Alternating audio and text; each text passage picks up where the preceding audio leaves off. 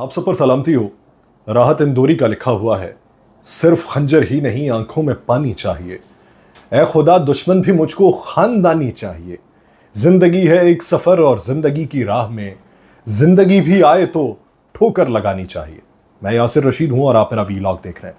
नाज़रीन, इस वीलॉग के अंदर बात होगी कि वो हकीकत कौन सी थी जो खावर मानेका साहब को पहले मालूम नहीं थी और उनके बकौल उनके मुलाजिम लतीफ़ ने बताई तो उनकी आंखें जो हैं वो खुल गईं और वो अंगुश्ते बदंदा हो गए कि ये क्या हुआ।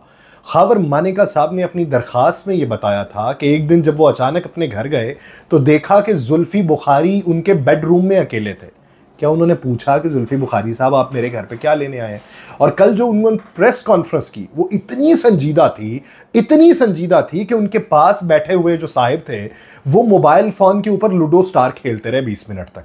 ये इतनी संजीदा प्रेस कॉन्फ्रेंस थी। जब उनसे पूछा गया, अब आप ट्विटर के ऊपर देखें तो बेशुमार लोग ये बातें करते हैं कि आशना के साथ भागने वाली दादी, इस तरह के अल्फाज इस्तेमाल हो रहे हैं। अब इस तरह की बातों को क्या रिपोर्ट किया जाए? अगर अखलाकी पस्ती से इस हद तक गिर चुके हैं तो सिर्फ ये बताने के लिए कि कौन कितना गिर चुका है मैं ये रिपोर्ट करने पर मजबूर हूँ। बसूरत दीगर मेरा अखलाक मुझे ये गवारा नहीं करता कि मैं इस तरह का रिपोर्ट करूँ। इद्दत निकाह केस में इमरान खान बुशरा बीबी की सज़ा के खिलाफ मरकजी अपीलों पर समाअत को मुलतवी कर दिया गया। मैं इस व्लॉग के अंदर वो तमाम तर हकीकतें बताऊंगा, वो गलाजत और खबासत बताऊंगा जो रिपोर्ट की गई है और जिसे शवाहिद के तौर पे बयान किया गया। आज अपीलों पे समाअत एडिशनल सेशन जज अफजल मजोका साहब ने की है। एक सेशन कोर्ट को जो दरख्वास्त मौसूल हुई है उनकी खावर मानेका साहब की, जो उन्होंने वहां पे मेडिकल बोर्ड तश्कील देने पे बात की है, इस पे तो मर जाना चाहिए था उन्हें ऐसा रिपोर्ट करने पे या ऐसी दरख्वास्त करने पे। आपको उज़र किस बात का कि आप तो कहते हैं कि मैं तलाक दे चुका। जब आपने तलाक दे ली तो आपका तो किस्सा ही खत्म हो गया। वो तो किसी अगले के साथ बुरा हो रहा होगा, वो दरख्वास्त दायर करे इमरान खान के इद्दत के दौरान इसने मुझसे निकाह किया। केस तो उसे दायर करना चाहिए। ज्यादती हुई भी तो उसके साथ हुई होगी। आपने तो किस्सा ही तमाम कर दिया। आज वक्फे के बाद जब समाअत का आगाज हुआ तो पाकिस्तान तहरीक इंसाफ के वकील बैरिस्टर सलमान सफदर थे, खदीजा सिद्दीकी साहिबा थी, खालिद यूसुफ चौधरी थे जो अदालत के अंदर आज पेश हुए। खावर मानेका के वकील जाहिद आसिफ एडवोकेट थे, उनके मुआविन वकील भी अदालत में पेश हुए। बुशरा बीबी साहिबा की तरफ से खदीजा सिद्दीकी थी। उन्होंने दलाइल का आगाज़ करते हुए ये बताया कि पीनल कोड जो पाकिस्तान का एक्ट है वहां पे कहीं पर भी इद्दत का लफ्ज़ नहीं मिला। साबिका शौहर किसी सूरत नहीं बता सकता कि इद्दत और खातून की माहवारी के 3 साइकिल कब मुकम्मल होते हैं। साबिका शौहर ने शिकायत भी 2000 दिनों के बाद फाइल की है और इद्दत में शादी के हवाले से पहले भी कई केसेस हुए हैं, लेकिन यह पहला केस कहा जा सकता है जो ज्यादा मशहूर हुआ। खदीजा सिद्दीकी एडवोकेट ने यह बताया कि जुर्म तब बनता है कि जब साबित हो जाए कि इद्दत के अंदर शादी हुई है। उन्होंने कहा अप्रैल 2017 में ज़बानी तौर पे तलाक दे दी गई। बुशरा बीबी अपनी इद्दत गुजारकर अपनी वालिदा के घर गई। बैक डेट में तलाकनामा बनाना कोई बहुत बड़ी बात नहीं है। इस केस में कोई ऐसा मामला भी नहीं था कि वो पेट से थी। इस पर जज अफजल मजोका साहब ने रिमार्क्स दिए कि आपकी तरफ से इस्लामिक और हमारे कानून दोनों का हवाला दिया जा रहा है, एक पर नहीं रुक रहे आप।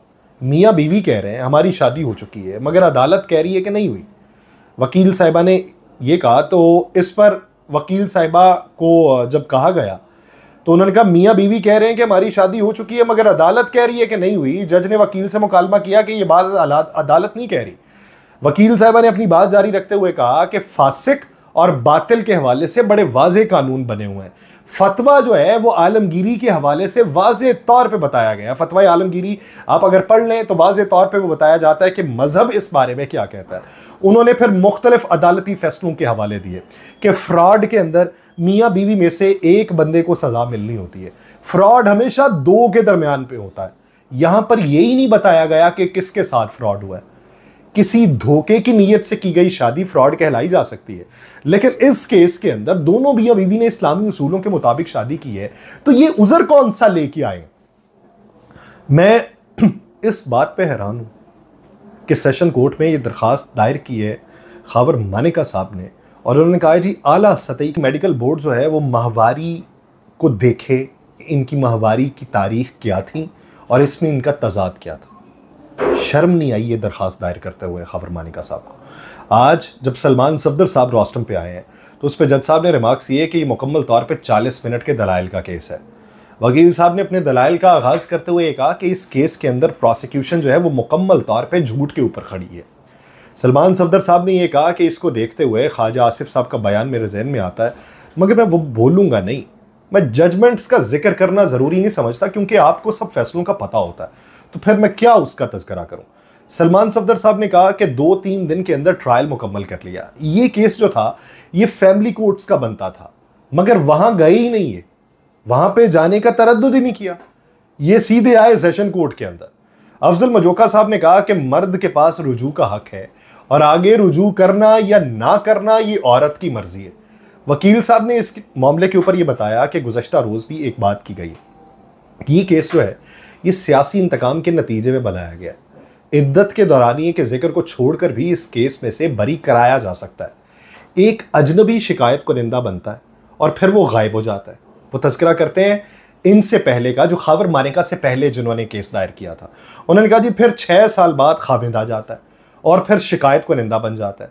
सिर्फ यही चीज़ काफ़ी है केस को ख़त्म करने के लिए। 2000 दिन चुप रहने पे आप नजर करम कर दें तो मेरे मौक्किल बरी हो सकते हैं। उन्होंने कहा कि 2 इल्ज़ामात हैं, उनमें से एक ख़त्म हो जाता है तो मतलब आधा केस ख़त्म हो जाता है। जब हमसे एक एक दिन का हिसाब मांगा जा रहा है तो इनसे भी तो मांगा जाए कि इन्होंने टाइम फ्रेम ही नहीं दिया। खावर मानेका ने बयान के अंदर यह तस्दीक की कि तलाक नामे पे तारीख पर टैंपरिंग की गई।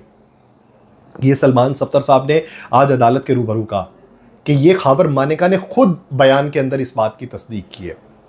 सलमान सफदर साहब ने कहा कि बुशरा बीबी और खावर मानेका की बेटियां शादीशुदा हैं, उनमें से कोई एक भी खिलाफ बोलने नहीं आया माँ के। उनकी अब ये कोशिश है कि इस्लामी नजरियाती काउंसिल को इधर बुलाया जाए। खावर मानेका ने अपने बयान के अंदर यह तस्दीक की है कि तलाकनामे पर तारीख पे टैंपरिंग है और उस बयान के बाद सारा केस ही खत्म हो जाता है। अदालत ने इस पर तवज्जो ही नहीं दी, मगर गवाह ने यह मान लिया है कि ओवर राइटिंग की हुई है। उन्होंने इस मामले के ऊपर यह कहा कि टैंपरिंग वाला केस कैसे बनाया जा सकता है, इनके खिलाफ केस बनता था। फ्रॉड साबित हो चुका कि मियां बीवी ने किसी को धोखा ही नहीं दिया, बल्कि मुद्दई ने अदालत को धोखा दिया। और अब अदालत ये देख ले कि इस पर सजा बनती है या नहीं बनती। जरा के दौरान खावर मानेका से पूछा कि तलाक नामे के अंदर आपने वजूहात बयान किए हैं कि बुशरा बीबी ने क्या आपको धोखा दिया। उस पर खावर मानेका का जवाब जो था वो हाँ में नहीं था। खावर मानेका साहब ने उस वक्त जवाब ये दिया कि नहीं, मुझे धोखा नहीं दिया गया। तो जब उस वक्त इनको धोखा नहीं दिया गया तो अब कौन सा इनको उमरू है यार का बंदा आके बता गया कि भाई साहब आपके साथ धोखा हुआ। सलमान सफदर साहब ने अपनी बात जारी रखते हुए कहा कि टैंपरिंग वाले डॉक्यूमेंट के मुताबिक तलाक के 48 दिन बनते हैं। दूसरी तरफ अगर देखें तो जो एक्चुअल डॉक्यूमेंट है वो पेश ही नहीं किया गया। खावर मानेका पे पीटीआई कारकुनान को गमो गुस्सा है, मगर उन पर मुकदमे का जिक्र करूं तो हो सकता है कि हमदर्दी हो जाए। खावर मानेका साहब 25 सितंबर को गिरफ्तार होते हैं, 14 नवंबर को वापस आते हैं, जिरा के दौरान इसकी तस्दीक करते हैं। खावर मानेका आज़ाद और खुद मुख्तार गवाह नहीं है। उनका अपना बयान ये चीख चीख के कह रहा है कि अदालत मेरे बयान के ऊपर इन्हिसार न करे। साइफर केस में आजम खान का भी मुलजिम का स्टेटस तब्दील किए बगैर गवाह के तौर पे अदालत पेश कर दिया गया। और कल भी जब खावर मानेका साहब बैठे हुए थे प्रेस कॉन्फ्रेंस करने, तो उन्होंने सवाल किए साफियों ने। उन्होंने कहा जी कि आपके चेहरे के तासुरात से तो लगता है आप घबराए हुए हैं, आपका सांस फूला हुआ है, आपका गला खुश्क हो रहा है। आज ये बात की गई कि गवाहों में बच्चा कोई नहीं आया, मगर ओन चौधरी साहब आ गए। ओन चौधरी साहब को मंसूबा बंदी के तहत गवाह बनाया गया। अदालत ने ये जब केस यहां तक पहुंचा तो फिर 1:30 बजे तक इसमें वक्फा कर दिया। अब इस केस की वो परतें खोलूं और उनको बयान करूं तो दिल चाहता है कि कलेजा चीर के खा जाऊं। आज सलमान सफदर साहब ने कहा कि मैं बाकी गवाहों पे नहीं जाऊंगा, मेरी नज़रें शिकायत को निंदा से आगे जाती ही नहीं है। खावर मानेका साहब की ये वजाहत काबिल कबूल नहीं है कि लोगों ने बातें की तो मैंने केस किया। लोगों की बातें करने पे केस किया जाएगा, अदालत इसको मुस्तरद करे। खावर मानेका ने कहा यह दुरुस्त है कि मैंने जो डॉक्यूमेंट दिया वो फोटोकॉपी है। खावर मानेका ने अपने बयान में यह बताया कि वो डीजी लॉ भी रहे। उन्होंने कहा कि ट्रायल फटाफट और अब ताखीरी हरबे इस्तेमाल किए जा रहे हैं। पहले फौरी तौर पे करके उसी दिन ही जो है वो फैसला भी सुना दिया गया। तब तो फाजिल दोस्त 6-7 बजे कहते थे कि ये तो तरीका नहीं है काम करें, तो अब भी काम करें ना, अब क्यों इसको डिले किया जा रहा है। सलमान सफदर साहब ने इस मौके पे ये कहा कि तलाकनामा फोटोकॉपी है और उस पर यूनियन काउंसिल के चेयरमैन के दस्तखत तक मौजूद नहीं है। ऑन चौधरी को अगर देखा जाए तो वो पॉलिटिकल ऑपोजिशन में है। उन्होंने बताया कि हमारे इख्तलाफात चीनी बहरान की वजह से हुए, और ऐसा गवाह जो सियासी हरीफ हो तो क्या ऐसे गवाह की गवाही जो है वो कबूल हो सकती है? फिर वकील साहब मजीद बोलते हैं कि वो यहाँ पे क्या बात करते हैं। वो कहते हैं कि जब मियाँ बीवी में से किसी का कत्ल होता है तब भी ये पूछा जाता है कि बच्चों का बयान लिया गया है या नहीं, तो फैमिली केसेस में भी फैमिली मेंबर्स को गवाह बनाया जाता है। मुफ्ती सईद को जो भी गाड़ी मिल जाए उनमें बैठ जाते हैं, चाहे हनीफ हो या खावर माने का हो। खुद उन पर बगावत का केस चला और उन्होंने उसकी तस्दीक भी की हुई है। सलमान सफदर साहब ने आज ये भी कहा कि दुआ तब होती है जब खानदान की रजामंदी होती है, खानदान की रजामंदी के बगैर तो नहीं ना होती। बानी पाकिस्तान तहरीक इंसाफ ने 342 के बयान में ये बताया कि मेरे 2 बेटे थे, उनको एतमाद में मैंने लेना था।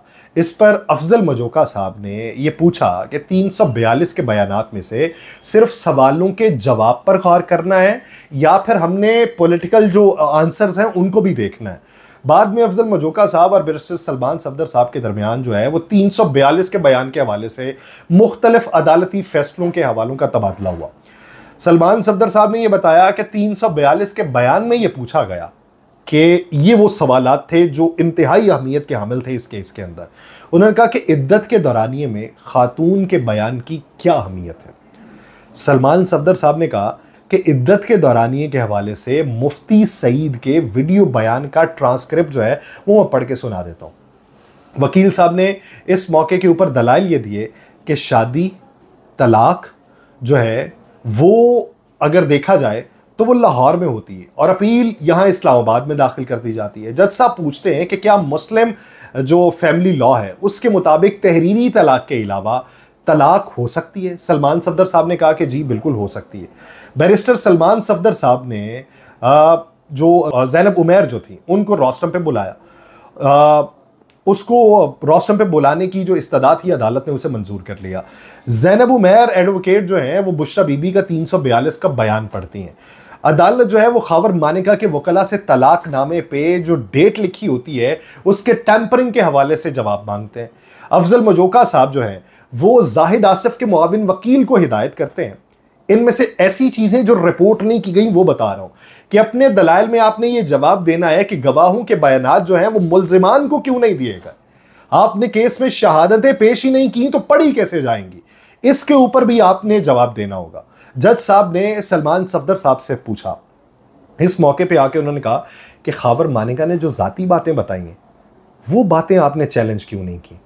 वो तो मियाँ बीवी की जाती जिंदगी की बातें थी जो उन्होंने आके यहाँ पे बयान कर दी। आपको उनको चैलेंज करना चाहिए था कि प्राइवेसी वाली बात है। बाद में ज़ैनब उमैर एडवोकेट ने अदालत को बताया कि इस सूरत हाल में हम इद्दत पर जा ही नहीं सकते। इद्दत में उस वक्त जाया जा सकता है कि अगर खातून के यहाँ कोई औलाद हो तो साबिका शौहर ये क्लेम कर सकता है कि वो मेरा। सुप्रीम कोर्ट की आखिरी जजमेंट के मुताबिक मेडिकल तौर पे 39 दिन जो है वो इद्दत का दौरानिया बताया गया। उन्होंने ये भी कहा कि ये शादी जो है वो इद्दत के दौरान नहीं की गई। पूरे पाकिस्तान में कभी ऐसा केस ही नहीं आया, तो इसको शरई लिहाज से भी देखा जाएगा। सलमान सफदर साहब ने इसके ऊपर कहा कि हमारे मुआशरे की जो खवातीन हैं उनकी जो दूसरी शादी है वो पहले से ही मुश्किल बनी हुई, और ये केस जो है वो पूरे मुआशरे का केस बन चुका है कि बाद में कोई भी उठेगा वो केस बना देगा। तो पहले ही मुश्किल बनी हुई है, ये तो और मुश्किल आपने बना दी। फिर सलमान सफदर साहब ने ओवर राइटिंग के हवाले से जो मुख्तलिफ अदालती नज़ीरें हैं उनका हवाला दिया कि उनका ये केस एक डॉक्यूमेंट और तारीख के ऊपर चल रहा है। सलमान सफदर साहब ने फ्रॉड शादी के हवाले से भारतीय अदालतों के फैसले भी दिए, सिर्फ पाकिस्तानी अदालतों के फैसले नहीं दिए, भारतीय अदालतों के भी फैसले दिए, और उसके मुताबिक भी जो इस्लामिक लॉ है उसके मुताबिक भी फैसलों का तज़किरा किया गया। क्योंकि भारतीय अदालतों में भी अगर इद्दत का केस था तो उसके बारे में भी बातें हुई। उन्होंने कहा 2000 दिन तक खावर मानिका ने सिविल कोर्ट से रुजू नहीं किया। जज ने खावर मानिका के वकील से पूछा कि आप कहते हैं कि इद्दत के दौरान निकाह हुआ, तो खावर मानिका ने दौरान इद्दत दरख्वास्त क्यों नहीं दी। बुशरा बीबी के वकील ने कहा कि एक जुमला जो है वो सुप्रीम कोर्ट के अंदर बोला था और आज भी बोल रहा कि ये केस भी इगवा बराए बयान का है। 2000 दिन बाद रुजू करना, तलाक नामे पर तारीख पर टैंपरिंग करना और खावर मानेका का गिरफ्तार होना, ये मेरे पॉइंट्स हैं, इन पॉइंट्स के ऊपर बात की जाए। और फिर बुशरा बीबी के जो वकील थे बैरिस्टर सलमान सफदर, उन्होंने जो है अपने दलाइल मुकम्मल कर लिए और ये जो समात है वो कल 9 बजे तक मुलतवी कर दी गई। उसके बाद आते हैं जो खावर मानेका साहब के वकील हैं, उन्होंने 2 दरखास्तें दायर की। एक दरखास्त वही जिसका मैं तज़किरा कर चुका हूँ कि उससे पहले इनको डूब मरना चाहिए था, कि इन्होंने कहा जी कि आला सतही मेडिकल बोर्ड बनाया जाए जो उसके ऊपर राय दे कि वो तारीखें जो इनके मुताबिक हैं वो सही हैं या नहीं। और दूसरी दरख्वास्त जो है वो इद्दत के मामले पे इस्लामी नज़रियाती कोर्ट काउंसिल, फेडरल शरीयत कोर्ट और इस्लामी स्कॉलर्स की राय लेने से मुतल्लिक थी। तो पहले ही जाते ना आप फैमिली कोर्ट्स में ले लेते वहाँ पे राय, अब आके आपने फिर डिले टैक्टिक्स के तौर पर उसको इस्तेमाल किया। अफजल मजोका साहब ने खावर मानेका के वकील की दरखास्तों पर फरीकैन को नोटिस जारी कर दिए हैं और 11 जुलाई को इसकी समाअत होगी। पस मंज़र बताता हूँ कि जो कुछ इस केस के अंदर होता रहा है। 9 जुलाई को इस्लामाबाद की डिस्ट्रिक्ट एंड सेशन अदालत जो है वो साबिक वज़ीर-ए-आज़म इमरान खान और उनकी अहली बुशरा बीबी की सज़ा के ख़िलाफ़ मरकज़ी अपीलों पर समाअत जो है वो उसने मुलतवी कर दी। गुज़श्ता रोज़ इस्लामाबाद हाई कोर्ट ने साबिक वज़ीर-ए-आज़म इमरान खान और उनकी जो अहलियाँ हैं उनकी मरकज़ी अपीलों का फ़ैसला 1 माह में करने के हुक्म पर नज़र-ए-सानी दरख्वास्त जो है वो खारिज कर दी। 9 जुलाई को इस्लामाबाद की डिस्ट्रिक्ट एंड सेशन अदालत में साबिक वज़ीर-ए-आज़म इमरान खान और बुशरा बीबी की इद्दत निकाह केस में जो सज़ा के ख़िलाफ़ मरकज़ी अपील थी उस पर समाअत के दौरान अफजल मजोका साहब ने जो रिमार्क्स दिए थे वो ये थे कि इस्लामाबाद हाई कोर्ट का हुक्म जो है वो हमारे लिए अहमियत रखता है, मैं उस हुक्म की खिलाफ वर्जी करने का कतई तौर पे सोच भी नहीं सकता। 3 जुलाई को ये बात याद रहनी चाहिए कि इस्लामाबाद की डिस्ट्रिक्ट एंड सेशन अदालत ने साबिक वज़ीर-ए-आज़म और उनकी अहलिया की दौरान इद्दत निकाह केस में सज़ा के ख़िलाफ़ जो मरकज़ी अपील्स थी उस पर समाअत जो थी वो 8 जुलाई को मुलतवी करते हुए अफजल मजोका साहब ने उस वक्त ये दलाइल दिए थे कि 12 जुलाई तक हर हाल में हमने अपना फ़ैसला जो है वो सुनाना है। अब कल तक ये मुलतवी है, परसों तक इसके ऊपर फैसला सुनाया जाना है। 2 जुलाई को सलमान इकरम राजा साहब ने सज़ा की मुअत्तली की दरख्वास्त मुस्तरद होने के फैसले पर जुज़वी दलाइल दिए थे। 27 जून को district and session courts Islamabad ने साबिक वज़ीर-ए-आज़म और बानी पाकिस्तान तहरीक इंसाफ इमरान खान और उनकी अहलिया बुशरा बीबी की इद्दत निकाह केस में सज़ा मुअत्तली की दरख्वास्त को मुस्तरद कर दिया था। उसके बाद 13 जून को इस्लामाबाद हाई कोर्ट ने इसी इद्दत निकाह केस में बुशरा बीबी और इमरान खान की सज़ा मुअत्तली की दरख्वास्त पे 10 दिन के अंदर फैसला करने की हिदायत की थी। और साथ ही अदालत ने अहम पॉइंट ये है कि गैर शरई निकाह केस में मरकज़ी अपीलों पे 1 माह में फैसला सुनाने का हुक्म दिया था, जिसके ऊपर अफजल मजोका साहब ने कहा कि ये हमारे लिए बड़ी अहमियत का हामिल है। अब जो उनकी तरफ से खावर मानेका की तरफ से जो बातें इस केस के अंदर हुई हैं और उन्होंने जो दलाइल इस केस के अंदर दिए हैं और जिसका इब्तदा के अंदर मैंने तज़किरा भी किया कि उनको उनके जो मुलाजिम हैं वो बताते थे, उनके मुलाजिम क्या बताते रहे, जिसकी बुनियाद के ऊपर 7 साल कैद की सज़ा सुनाई गई, जिसकी बुनियाद के ऊपर भारी जुर्माने किए गए। 31 जनवरी को इस्लामाबाद हाई कोर्ट ने दौरान इद्दत निकाह केस खारिज करने के लिए बानी पाकिस्तान तहरीक इंसाफ इमरान खान और उनकी अहलिया बुशरा बीबी की दरख्वास्तों के ऊपर बाद में फ़ैसला महफूज किया और उस फैसले को महफूज करने के बाद वापस केस जो है वो ट्रांसफ़र कर दिया गया। इस केस के अंदर खावर मानेका साहब का कल आने की वजह क्या थी कि वो आए, प्रेस कॉन्फ्रेंस की, और इतनी प्रेस कॉन्फ्रेंस अहमियत की हामिल थी कि पाकिस्तान टेलीविज़न के ऊपर उसे नशर किया गया। ये मामला गुज़श्ता साल 25 नवंबर को इस्लामाबाद के सिविल जज कुदरतुल्लाह की अदालत में से शुरू होता है कि बुशरा बीबी के साबिक शौहर खावर मानेका जो है वो केस लेके आते हैं और दरख्वास्त जो है वो सेक्शन 494/34 B 496 के तहत दर्ज की जाती है। और उसमें वो जब बयान करते हैं, सुने, अभी तक बहुत सारे लोगों को ये नहीं मालूम कि खावर मानेका ने अदालत के अंदर बयानात क्या दिया हूँ। उन्होंने कहा मेरा ताल्लुक पाक पतन की मानेका फैमिली से है। बुशरा बीबी से शादी 1989 में हुई, जो इस वक्त पुरसुकून और अच्छी तरह चलती रही इस वक्त तक, जब तक इमरान खान ने बुशरा बीबी की हमशीरा के ज़रिए इस्लामाबाद धरने के दौरान मुदाखलत नहीं की। जो मुत्तहिदा अरब अमारात में रिहाइश पजीर और दरख्वास्त गुजार को ये यकीन है कि उसके यहूदी लॉबी के साथ मजबूत ताल्लुकात, यह अब आके उनको यकीन हुआ। उनको बताया गया कि उनके ताल्लुकात।